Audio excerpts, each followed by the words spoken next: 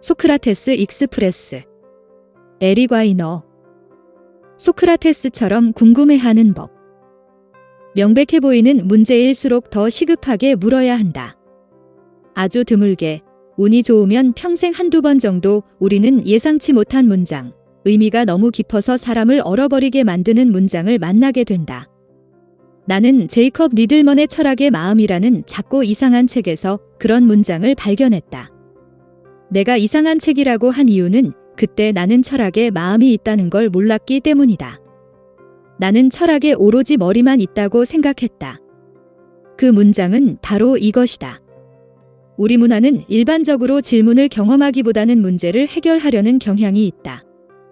나는 책을 내려놓고 머릿속으로 이 말을 곰곰이 생각해 보았다. 여기에 중요한 진실이 담겨 있다는 것은 알았지만 그게 무엇인지는 몰랐다. 혼란스러웠다. 질문을 어떻게 경험하지? 그리고 문제를 해결하는 게 뭐가 어때서? 몇 주 후 나는 이 심오하고 당혹스러운 문장을 쓴 사람과 마주 앉았다. 우리는 오클랜드 힐스가 내려다 보이는 제이컵의 마당에 앉아 얼그레이 티와 레몬 넣은 물을 홀짝거리고 있다. 제이컵에게 대놓고 묻는다. 당신 제정신 맞아요? 사람들은 질문을 물어봅니다. 가끔은 질문을 제기하기도 합니다. 질문과 씨름할 수도 있습니다. 하지만 질문을 경험하지는 않습니다. 아무리 캘리포니아라도 그러진 않는다고요? 소크라테스는 알기 쉬운 사람이 아니다. 우리가 그를 앉혀놓은 대좌가 너무나도 높아서 소크라테스의 모습은 거의 보이지도 않는다. 보이는 것은 티끌뿐이다. 관념, 그것도 아주 애매한 관념만 보인다. 안타까운 일이다. 소크라테스는 티끌이 아니었다. 관념이 아니었다. 소크라테스는 사람이었다. 숨을 쉬고, 걷고 똥을 싸고 섹스를 하고 코를 후비고 와인을 마시고 농담을 하는 사람. 못생긴 남자이기도 했다. 전해지는 말에 따르면 아테네에서 가장 못생긴 남자였다. 코가 납작하고 넙대대하다. 입술은 크고 두꺼웠으며 뱃살이 두툼했다. 소크라테스는 대머리였다. 개처럼 눈이 옆으로 쭉 찢어져서 주변 시야가 아주 좋았다. 소크라테스는 다른 아테네인보다 아는 게 더 많았을 수도 있고 그렇지 않았을 수도 있지만 그가 더 많은 것을 봤다는 것만큼은 분명하다. 소크라테스는 잘 먹지 않았고 목욕도 자주 하지 않았으며 매일 똑같은 추레한 옷만 걸치고 다녔다.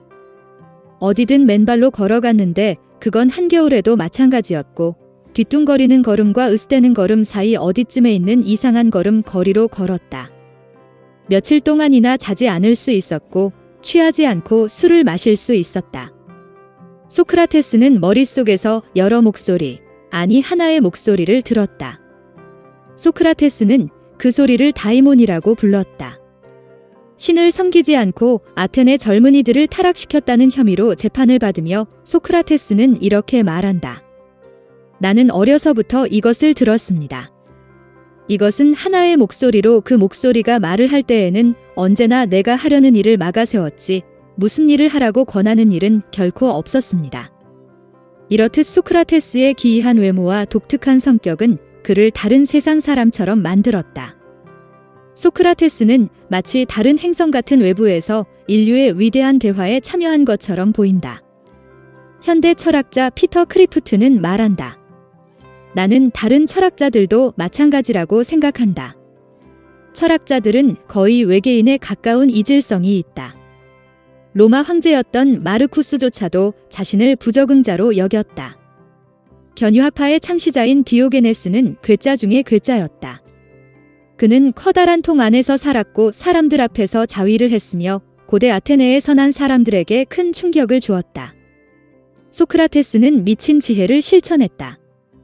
티베트 불교와 기독교 같은 이질적인 전통에서도 나타나는 이 미친 지혜는 지혜로 향하는 길이 구불구불하다는 전제를 따른다. 잭으로 가려면 먼저 직으로 가야 한다.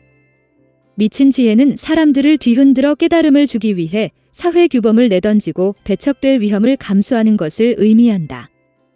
충격요법의 원조다. 충격받기를 좋아하는 사람은 아무도 없으며 미친 지혜를 실천하는 사람은 지혜롭다기보단 오히려 미친 사람으로 여겨지는 경우가 많다.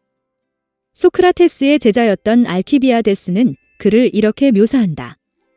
소크라테스는 집 나르는 노새와 대장장이, 구두 수선공 무두장이에 대해 이야기할 것이다. 그는 늘 같은 말을 반복해서 그의 스타일에 익숙하지 않거나 이해력이 빠르지 못한 사람은 당연히 그의 말을 터무니없는 헛소리로 받아들이게 된다. 하지만 알키비아데스는 시간을 들여 소크라테스의 말에 진심으로 귀를 기울이면 그 말이 헛소리가 전혀 아님을 깨닫게 된다고 말한다. 소크라테스의 말은 거의 신의 말에 가깝다. 소크라테스의 경우 그 친구는 카이레폰이라는 이름의 젊은 남성이다. 어느 날 카이레폰은 델포이 신전에 찾아가서 여사제에게 이렇게 물었다. 아테네에 소크라테스보다 더 지혜로운 사람이 있습니까? 대답이 돌아왔다. 없다. 한 명도 없다. 카이레폰이 신탁의 내용을 소크라테스에게 전하자 소크라테스는 당황한다. 나보다 더 지혜로운 사람이 없다고? 어떻게 그럴 수가? 소크라테스는 한낱 석공의 아들이며 아는 게 하나도 없는데. 하지만 신탁은 틀리는 법이 없었으므로 소크라테스는 직접 알아보기로 했다. 그리고 시인에서 장군에 이르기까지 모든 존경받는 아테네인들을 붙잡고 말을 걸었다. 곧 소크라테스는 이 사람들이 그들 생각만큼 지혜롭지 않다는 것을 알게 되었다. 장군은 용기가 무엇인지 몰랐고 시인은 시를 정의하지 못했다. 소크라테스는 가는 곳마다 자신이 모른다는 것을 알지 못하는 사람들과 마주쳤다. 어쩌면 신탁이 옳을지도 모른다고. 소크라테스는 결론 내렸다. 어쩌면 정말로 소크라테스는 일종의 지혜, 자신이 모른다는 것을 아는 지혜를 지녔는지도 몰랐다. 소크라테스에게 가장 최악의 무지는 지식의 가면을 쓴 무지였다. 편협하고 수상적은 지식보다는 폭넓고 솔직한 무지가 더 나았다. 소크라테스가 인간 탐구에 가장 크게 기여한 것, 오늘날에도 여전히 철학적 자극을 불러일으키는 바로 그것은 이 순진한 무지, 철학자 칼 야스퍼스의 표현에 따르면 이 놀랍고 새로운 천진난만함을 도입한 것이다. 소크라테스는 첫 번째 철학자가 아니었다. 피타고라스, 파르메니데스, 데모크리토스, 탈레스 등 소크라테스 이전에도 많은 철학자가 있었다. 이들의 시선은 하늘을 향했다. 우주를 설명하고 자연의 신비를 꿰뚫어 보려는 노력에 매진했다. 결과는 다양했다. 여러 방면에서 뛰어났던 탈레스는 우주의 모든 물질이 물로 이루어져 있다고 확신했다. 소크라테스처럼 이 철학자들도 질문을 던졌지만 이들의 질문은 주로 무엇을 과외에 관한 것이었다. 만물은 무엇으로 이루어져 있지? 왜 낮에는 별들이 보이지 않지? 소크라테스는 이런 종류의 질문에 관심이 없었다. 소크라테스가 보기엔 답이 나오지 않는, 그러므로 중요치 않은 질문이었다. 우주가 매우 흥미로운 대상일진 몰라도 그리 대단한 대화 상대는 아니다. 그리고 대화는 소크라테스가 가장 간절히 원하는 것이었다. 우주학자 칼 세이건은 모든 질문은 세상을 이해하려는 외침이라고 말했다. 소크라테스도 이 말에 동의했을 것이다. 어느 정도까지는 모든 질문은 스스로를 이해하려는 외침이다. 소크라테스는 어떻게라는 질문에 관심이 있었다.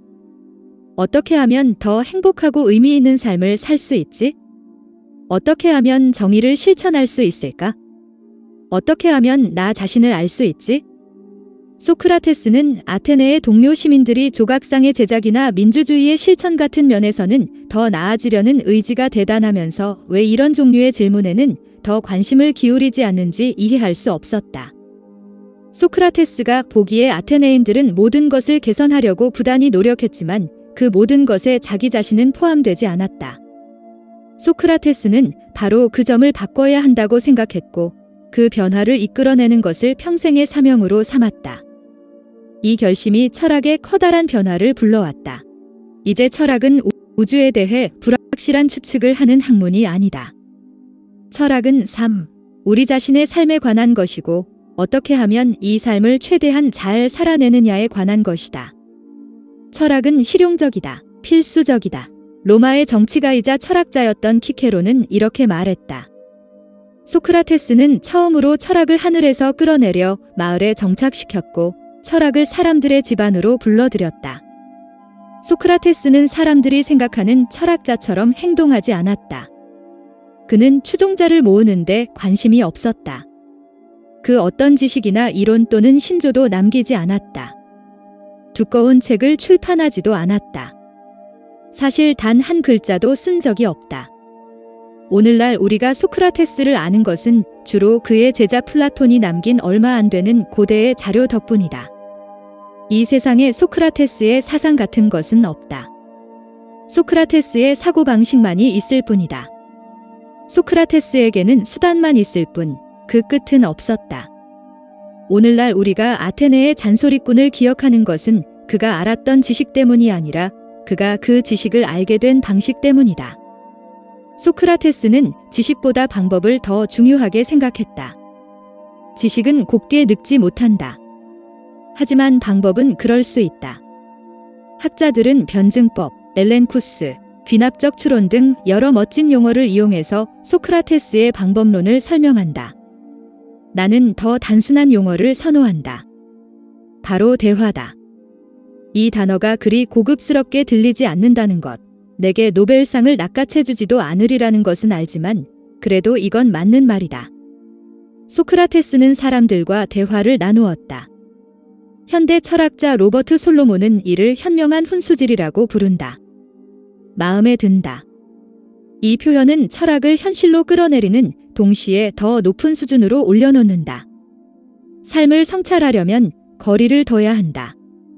자기 자신을 더 명확하게 들여다보려면 자신에게서 몇 발짝 물러나야 한다. 이렇게 거리를 둘 수 있는 가장 좋은 방법은 대화를 나누는 것이다. 소크라테스에게 철학과 대화는 사실상 동의어였다. 소크라테스는 온갖 사람들과 대화를 나누었다. 정치인과 장군 공예가뿐만 아니라 여성과 노예 어린아이들에게도 말을 걸었다. 온갖 주제로 대화를 나누었지만 주제는 반드시 중요한 것이어야 했다. 소크라테스는 잡담에는 관심이 없었다. 그는 인생은 짧다는 것, 자신에게 주어진 단 1초의 시간도 사소한 문제에 낭비하고 싶지 않다는 것을 잘 알았다.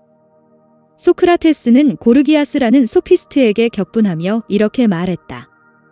우리는 어떻게 하면 최선의 삶을 살 수 있을지를 고찰하고 있는 거라네. 제정신인 사람에게 이보다 더 중요한 질문이 어디 있단 말인가? 소크라테스가 대화를 사랑하긴 했지만 그는 대화를 그저 자신이 가진 도구 중 하나로 본 것 같다. 이 모든 현명한 훈수질에는 하나의 목표가 있었다. 바로 자기 자신을 아는 것. 소크라테스는 다른 사람과 대화를 나눔으로써 자기 자신과 대화를 나누는 법을 배웠다. 철학이 질문을 던지는 기술이라고 하자? 그렇다면 질문이란 무엇일까? 이제 소크라테스가 좋아할 만한 질문이 나왔다. 모두가 아는 단어. 모두가 안다고 생각하는 단어를 골라 검토하고 뜯어보고 여러 각도에서 쿡쿡 찔러볼 것, 그다네어 지독하게 밝은 빛을 비춰볼 것, 질문할 때 우리는 눈앞의 주제에 얽매인다. 그 주제를 넘어서는 의문은 불필요한 것으로 간주되고 그러므로 일축된다. 신문을 할 때 중요치 나은 방향으로 틀었다며 판사에게 질책당하는 변호사나 주제에서 벗어난 길로 샜다며 선생님한테 꾸중 듣는 학생을 떠올려보라. 궁금해하는 행위는 광활하며 아무런 제약도 없다. 이 궁금해하는 마음이 우리를 인간으로 만든다. 동굴에서 살던 인류가 나뭇가지 2개로 서로 비비거나 커다란 돌을 자기 머리 위로 떨어뜨리면 어떻게 될지 처음으로 궁금해한 때부터 쭉 그래왔다. 시도해보기 전에는 절대 알 수 없는 법이며 궁금해하기 전에는 절대 시도해볼 수 없는 법이다. 우리는 종종 궁금해하는 것과 호기심을 같은 것으로 여긴다. 물론 2가지 다 무관심을 해소하는 데 도움이 되지만 그 방식은 서로 다르다. 궁금해하는 것은 호기심과 달리 본인과 매우 밀접하게 엮여 있다. 우리는 냉철한 호기심을 가질 수 있다. 냉철하게 질문을 던질 수 있다. 하지만 냉철하게 궁금할 순 없다. 호기심은 가만히 있질 못하고 늘 눈앞에 나타나는 다른 반짝이는 대상을 쫓아가겠다며 위협한다. 궁금해하는 마음은 그렇지 않다. 그 마음은 오래도록 머문다. 호기심이 한 손에 음료를 들고 안락의자에 앉아 편안하게 발을 올려둔 것이 바로 궁금해하는 마음이다. 궁금해하는 마음은 절대로 반짝이는 대상을 쫓지 않는다. 절대로 고양이를 죽이지 않는다. 궁금해하는 데는 시간이 필요하다. 좋은 식사나 좋은 섹스처럼 절대 서두를 수 없다. 이러한 이유로 소크라테스도 절대로 대화를 재촉하지 않았다. 소크라테스는 상대가 점점 지치고 분노할 때조차 인내심을 갖고 대화에 임했다. 소크라테스는 최초의 심리상담가였다. 그는 질문으로 질문에 답하곤 했다. 하지만 심리상담사와 달리 소크라테스는 시간당 비용을 청구하지 않았다. 향연에서 한 친구가 말한 바에 따르면 소크라테스는 심지어 혼자 있을 때도 한 곳에 계속 머물렀다. 그는 가끔 멈춰서 그곳이 어디든 그 자리에 서 있곤 했다. 또 다른 친구는 포티다이아 전투에서 겪었던 기이한 에피소드를 들려준다. 어느 날 새벽 그는 무언가에 대해 생각하기 시작했고 계속 고민하며 같은 자리에 서 있었다. 해답을 찾지 못한 소크라테스는 계속 그 자리에 서서 생각에 잠겼다. 정오가 되었고 사람들이 그 사실을 알게 되었다. 사람들은 궁금해하며 소크라테스가 새벽부터 무언가에 대해 생각하느나 그곳에 계속 서 있었다고 말했다. 마침내 저녁이 되자 이오니아 사람 몇 명은 그가 밤새 그곳에 서 있는지 보려고 차가운 바깥 공기 아래도 친구를 들고 나왔다. 그는 새벽이 다가오고 해가 떠오를 때까지 계속 같은 곳에 서 있었다. 좋은 철학은 느린 철학이다. 루트비히 비트겐슈타인은 자신의 일을 느린 해결책이라고 칭했으며 모든 철학자는 서로 느긋해지세요라는 말로 인사를 건네야 한다고 말했다. 나는 이게 철학자뿐만 아니라 우리 모두에게 해당되는 좋은 아이디어라고 생각한다. 좋은 하루 보내세요나 이와 비슷한 무의미한 표현 대신 우리 서로에게 느긋해지세요나 천천히 하세요라는 말로 인사해보자. 이런 명령식의 표현을 자주 말하다 보면 정말로 속도를 줄이게 될지 누가 알겠는가. 한편으로 나는 우리가 속도를 줄이는 데서 오는 인지적 혜택을 이미 알고 있다고 생각한다. 뭔가가 우리를 막고 생각하게 만들 때 우리는 그것이 우리를 멈춰 세웠다고 말한다. 멈춤은 실수나 결함이 아니다. 멈춤은 말을 더듬는 것도 말을 가로막는 것도 아니다. 멈춤은 텅 빈 것이 아니라 잠시 유예된 상황이다. 생각의 씨앗이다. 모든 멈춤은 인식의 가능성, 그리고 궁금해할 가능성으로 가득 차 있다. 우리는 명백한 것은 좀처럼 질문하지 않는다. 소크라테스는 이런 간과가 실수라고 생각했다. 명백해 보이는 문제일수록 더 시급하게 물어야 한다. 나는 당연히 좋은 아빠가 되고 싶다. 너무 자명해서 굳이 말할 필요조차 없는 문제다. 잠깐 기다려보게. 소크라테스라면 이렇게 말했을 것이다. 아빠는 무슨 뜻인가? 오로지 생물학적인 측면에서 말하고 있는 것인가? 아니요. 사실 우리 딸은 입양한 아이입니다. 아, 그러니까 아빠라는 건 생물학적인 의미 이상이다. 물론 그렇죠. 그렇다면 무엇으로 아빠를 정의하는가? 누구냐면 남성이고 어린아이를 돌보는 사람이죠. 그렇다면 만약 내가 몇 시간가량 당신의 딸을 데리고 델포이에 다녀온다면 나는 당신 딸의 아버지인가? 당연히 아니죠. 소크라테스. 아빠가 된다는 건 훨씬 많은 것을 수반합니다. 그렇다면 무엇이 어린아이를 돌보는 성인 남성과 아빠 자격을 가진 성인 남성을 구분한단 말인가? 사랑이죠.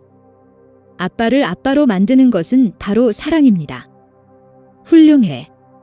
대답이 마음에 들어. 물론 다시 사랑을 정의해야 하겠지만 그건 다음으로 미뤄두세. 자, 자네는 좋은 아빠가 되고 싶다고? 네, 그럼요. 정말 그러고 싶습니다. 좋다는 건 무슨 뜻인가? 이 점에서 내가 아는 게 없다는 사실을 고백한다. 애매한 개념, 만화 같은 불완전한 이미지만이 머릿속에 떠오른다. 선디 아이스크림과 밴드 발표회, 축구 연습, 숙제 도와주기, 대학 투어, 아이가 축 처져 있을 때 농담하기, 처지지 않았을 때도 농담하기. 친구네 집에서 잔 아이 데리러 가기, 아내와 좋은 음양을 이루기, 당근과 채찍 중 주로 당근을 사용하기. 소크라테스는 이렇게 말할 것이다. 좋은 이미지들이군. 하지만 이것들이 도대체 뭘 보여준단 말인가? 자네는 좋은 아빠가 무슨 의미인지 잘 모르고 있어? 그렇지 않은가? 그리고 마지막 철학적 비수를 꽂으며 소크라테스는 내가 그 뜻을 진정으로 이해하기 전까지는 좋은 아빠가 될 수 없다고 말할 것이다. 소크라테스가 보기에 잘못된 양육을 비롯한 모든 악행은 악의가 아닌 무지에서 나온다. 만약 우리의 실수가 아이에게뿐만 아니라 자기 자신에게 미칠 영향을 제대로 이해한다면 우리는 그런 실수를 저지르지 않을 것이다. 특정 덕목에 대한 참된 이해는 도덕적인 행동으로 이어진다. 자동적으로. 좋은 아빠가 무슨 뜻인지 아는 것, 참으로 아는 것은 곧 좋은 아빠가 되는 것과 같다. 아침 식사를 깨작깨작 먹으면서 나는 부모됨이라는 거대한 공허를 들여다보았다. 나 자신이 무능하고 심지어 보이지 않는 존재가 된 것 같았다. 소크라테스라면 어떻게 했을까? 물론 그라면 질문을 던졌을 것이다. 그때 나는 하나의 질문, 일종의 메타 질문과 씨름 중이었다. 멍청한 질문은 존재하지 않는다는 오래된 격언은 사실일까? 이 질문을 딸 아이에게 물어보았더니 아이는 겨우 보일 정도로 왼쪽 눈썹을 살짝 치켜뜬다. 즉 이런 뜻이다. 아빠 질문 입력됐는데 대답할 가치가 없어 보이니까 나는 그냥 팬케이크랑 스냅챗으로 돌아갈게. 나는 소크라테스처럼 집요했다. 더 큰 목소리로 다시 한번 물었다. 멍청한 질문이라는 게 존재할까? 아이가 휴대전화 화면에서 고개를 들고 잠시 생각에 잠겼다. 존재하지. 아이가 말했다. 멍청한 질문은 이미 답을 알고 있는 질문이야. 아이가 나를 놀라게 한 것은 이번이 처음이 아니었고 아마 마지막도 아닐 것이다. 아이 말이 옳았다. 검사가 아니라면 이미 답을 아는 질문을 묻는 것은 정말 멍청한 짓이다. 우리는 생각보다 자주 다양한 방식으로 이 짓을 한다. 자기 지식을 과시하기 위해 아니면 성찰한 적이 없는 자신의 확고한 신념을 더욱 강화하는 정보를 끌어내기 위해 질문을 한다.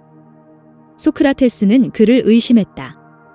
글은 종이 위에 생기 없이 누워 있으며 오직 한 방향으로만, 저자에게서 독자에게로만 움직인다. 책과 대화를 나누는 건 불가능하다. 좋은 책도 마찬가지다.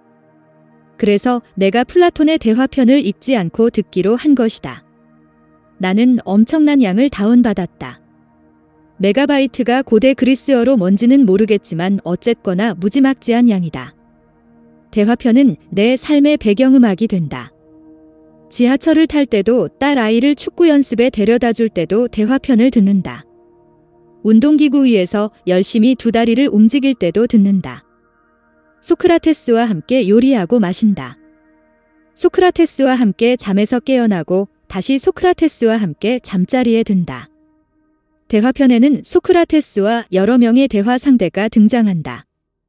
이들은 예를 들면 정의나 용기, 사랑 같은 것에 의미를 두고 씨름한다. 대화편은 건조한 논문이 아니다.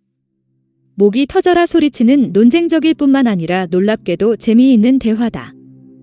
니체의 말처럼 농담 가득한 지혜다.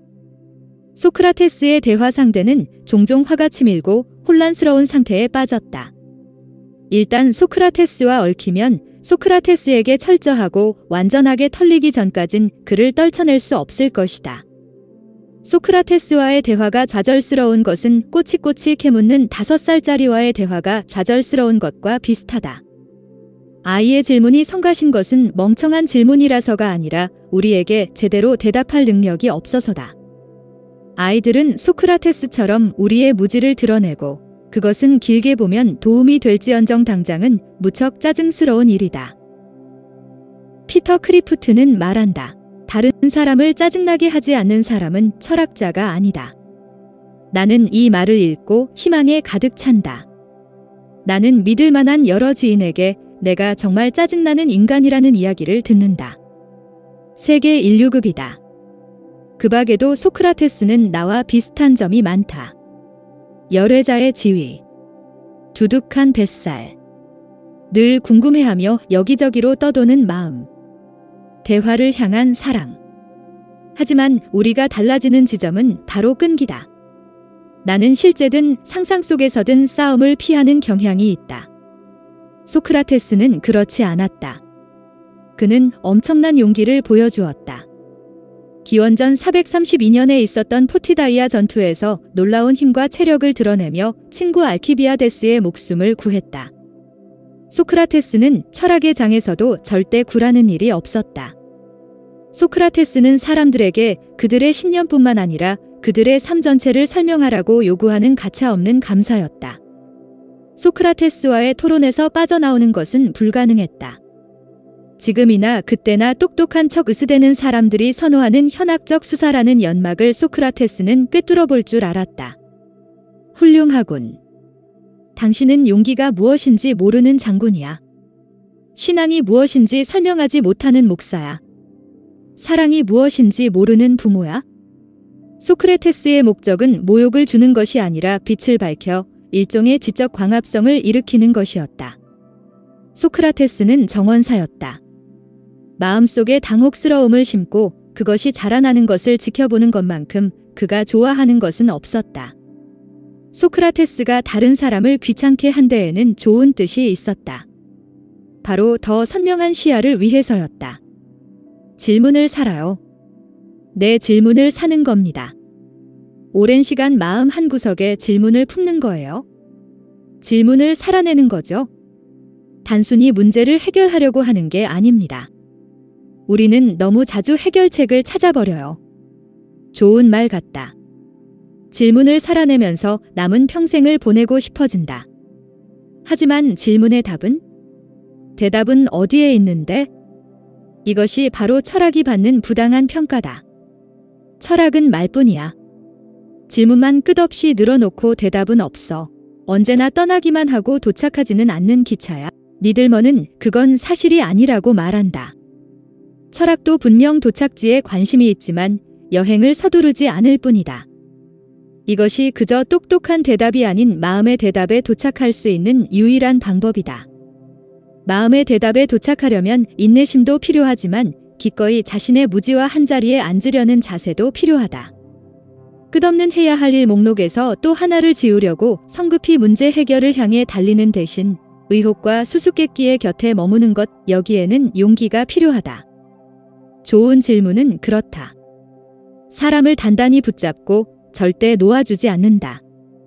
좋은 질문은 문제의 프레임을 다시 짜서 완전히 새로운 시각으로 바라보게 한다. 좋은 질문은 문제의 해답을 찾게 할 뿐만 아니라 해답을 찾는 행위 그 자체를 재평가하게 만든다. 좋은 질문은 똑똑한 대답을 끌어내기도 하지만 침묵을 끌어내기도 한다. 고대부터 소크라테스가 태어나기 훨씬 전부터 인도의 현자들은 브라모디아라는 시합을 펼쳤다. 참가자들의 목표는 절대적 진리를 표현하는 것이었다. 이 시합은 언제나 침묵으로 끝이 났다. 작가 캐렌 암스트롱은 이렇게 설명한다. 참가자들이 자신의 언어로는 역부족임을 깨닫고 말로 형언할 수 없는 것을 직감할 때 통찰의 순간이 찾아왔다. 나에게 침묵은 흔한 상태가 아니다. 내게 말은 공기와도 같다. 하지만 나는 말없이 머릿속에서 제니퍼의 질문을 여러 각도로 뒤집어 살펴보았다. 좋은 질문은 더 좋은 질문을 불러일으킨다. 관점의 근본적 변화가 나타나리라는 희망에서 내가 아는 것뿐만 아니라 내가 어떤 사람인지를 묻는 인정사정 없는 자기신문. 톨스토이의 소설 이반 일리치의 죽음에는 내가 문학에서 가장 좋아하는 구절이 들어있다. 아마 생각지도 못한 구원을 받는 느낌 때문에 또 기차와 관련된 이야기이기 때문일 것이다. 주인공은 성공한 관리로 불치병에 걸려 두려움과 후회에 휩싸여 있다. 하지만 이야기가 끝을 향할수록 새로운 관점이 두려움을 밀어낸다. 사람들이 가끔 기차 안에서 경험하듯이 앞으로 가고 있다고 생각했는데 사실은 뒤쪽으로 달리고 있고 그러다 갑자기 진짜 방향을 깨닫게 된 것이다. 이제 나는 무언가를 성취하려고 노력할 때마다 잠시 멈추고 스스로에게 묻는다. 성공은 어떤 모습이지? 솔직히 말하면 아직 이 질문에 답을 찾지 못했고 어쩌면 영원히 못 찾을 수도 있다. 그래도 괜찮다. 나는 안경의 도수를 다시 맞추었고 이제 앞을 더 선명하게 볼 수 있다. 양쪽으로 문이 열린다. 반짝이는 금속으로 된 매끈한 지하철에 올라탄다. 현대 그리스어로 나는 메타포라를 하고 있다. 메타포라는 안에서부터 바깥으로의 완전한 변화를 뜻하는 어근 메타모르포에서 비롯된 단어로 영단어 메타포 역시 같은 어근을 갖는다. 오늘날 그리스 사람들은 메타포라는 대중교통을 타고 이동한다는 의미로 사용한다. 버스를 타고 출근하거나 지하철을 타고 친구를 만나러 갈 때, 전차를 타고 드라이클리닝 맡긴 옷을 찾으러 갈 때 그 사람은 어떻게 보면 메타포를 타고 변혁의 행위를 수반하는 것이다. 나는 그리스가 좋다. 모든 것이 두 단계로 그보다 많을 때도 많다. 존재한다. 지하철을 타는 행위조차 자기 혁신을 약속한다. 아테네의 지하철은 부드럽게 달릴 뿐만 아니라 탑승할 때마다 매번 역사 수업을 들려준다. 지하철 공사를 시작한 작업자들이 아테네의 황금기에 제작된 고대 공예품들을 발견했다. 고고학자들은 일부를 발굴했지만 나머지는 지하철역 설계에 포함시켰고 오늘날 주민들은 도시의 지하철을 지하철이 지나다니는 박물관이라고 부른다. 내가 메타포의 땅 그리스에 온 것은 소크라테스가 걸었던 곳을 걷고 소크라테스가 들이마셨던 공기를 들이마시기 위해서다. 나는 소크라테스가 관념이 아닌 피와 살을 가진 인간이었다는 사실을 스스로에게 상기시킨다. 소크라테스는 궁금해했다. 하지만 아무 데서나 궁금해한 것은 아니었다. 그는 자신이 다른 어디보다도 가장 사랑한 이곳 아테네에서 궁금해했다. 아고라역에서 내려 걷는다. 시장터인 아고라는 소크라테스가 가장 즐겨 출몰한 곳이었다. 아고라는 행상과 좀도둑 온갖 사람들로 붐비는 냄새 나는 공간이었다. 소크라테스는 그게 좋았다. 아고라는 그의 교실이자 극장이었다. 소크라테스는 성찰하지 않는 삶은 살아갈 가치가 없다는 유명한 말을 남겼다. 침울한 10대 시절 나는 처음 그 말을 듣고 한숨을 쉬었다. 삶은 이미 충분히 힘겹다. 그런데 성찰까지 하라고. 성찰하는 삶, 나는 그 표현이 마음에 들지 않았다. 우선 성찰하다라는 단어에는 시험 또는 검사라는 뜻의 단어가 들어있는데 이 단어를 보면 잊고 있던 시험용 HB 연필과 차가운 의사 선생님의 손이 떠오른다. 그러니 성찰은 너무 힘든 일 같아 보이지 않나. 우리는 더 잘할 수 있다. 그러므로 감히 내가 소크라테스의 성찰하는 삶에 따르는 필연적 결과 두 가지를 제시하고자 한다. 결과 1번. 실질적인 결과를 내지 못하는 성찰하는 삶은 살아갈 가치가 없다. 자기 배꼽에 대해 깊이 생각하는 데에는 나름의 즐거움이 있지만 그보다는 결과를 내는 것이 더 나은 배꼽을 만들어내는 것이 훨씬 더 만족스럽다. 그리스인들은 그것을 에우다이모니아라고 불렀다. 보통 행복이라고 번역되는 이 단어에는 사실 의미 있는 융성한 삶이라는 더 큰 뜻이 있다. 현대 철학자 로버트 솔로몬의 제안처럼 한번 두 사람을 떠올려 보자. 한 사람은 관용에 대해 아주 정교한 이론을 갖고 있다. 다른 한 사람은 그런 이론은 없지만 아무 생각 없이도 마치 분수처럼 뿜어져 나오는 물처럼 관용이 흘러넘친다. 모범적이고 의미 있는 삶을 사는 사람은 누가 봐도 두 번째 사람이다. 결과 2번. 성찰하지 않는 삶은 살아갈 가치가 없을지 모르지만 그건 지나치게 성찰하는 삶도 마찬가지다. 영국 철학자 존 스튜어트 밀은 행복하냐고 스스로에게 물어보라. 그러면 곧 행복하지 않게 될 것이다라는 말로 쾌락의 역설을 설명했다. 행복은 붙잡으려고 애쓸수록 우리의 손가락 사이로 빠져나간다. 행복은 부산물이지 절대 목표가 될 수 없다. 행복은 삶을 잘 살아낼 때 주어지는 뜻밖의 횡재 같은 것이다. 그렇다면 소크라테스가 말한 성찰하는 삶이란 것은 전부 헛소리일까? 아니면 내가 뭔가 놓치고 있는 걸까? 내 본능은 이 질문의 답을 재빨리 찾아내서 내 해야 할 일 목록에 줄을 긋고 다음 할 일로 넘어가고 싶어 한다. 나는 이 충동을 억누른다. 그리고 이 질문이 부드러운 그리스의 공기 속을 천천히 떠다니도록 둔다. 답은 구하지 못했지만 성찰하는 중이다. 그리고 다시 메타포를 타고 호텔로 돌아온다. 소크라테스는 실패자였다. 가혹하게 들릴 수도 있지만 그래도 사실은 사실이다. 소크라테스가 나눈 많은 대화들은 제우스의 천둥 같은 돌파구가 아닌 교착 상태로 끝이 난다. 철학은 문제를 해결하는 대신 더 많은 문제를 일으킨다. 그게 철학의 본성이다. 소크라테스는 책을 출판하지 않았고 동료 아테네 시민의 주장에 따라 사형을 당했다. 신을 섬기지 않고 아테네 젊은이들을 타락시켰다는 것이 소크라테스에게 제기된 혐의였지만 사실 소크라테스가 사형당한 것은 무례한 질문을 너무 많이 던졌기 때문이었다. 소크라테스는 철학사의 첫 번째 순교자였다. 재판이 끝나고 운명이 결정된 소크라테스는 제자 몇 명과 한자리에 모인다. 제자들은 비탄에 잠겼지만 소크라테스는 그렇지 않았다. 그는 죽을 때까지 낙천적이었고 속을 알 수 없었다. 그는 이렇게 말했다. 이제 가야 할 시간이 되었습니다. 나는 죽기 위해, 여러분은 살기 위해 가야 합니다. 하지만 우리 중 누가 더 좋은 곳으로 갈지는 신외에는 아무도 알지 못할 것입니다. 너무나도 멋진 마지막 발언이다. 실제로 많은 소크라테스 전기가 이 대사로 끝을 맺는다.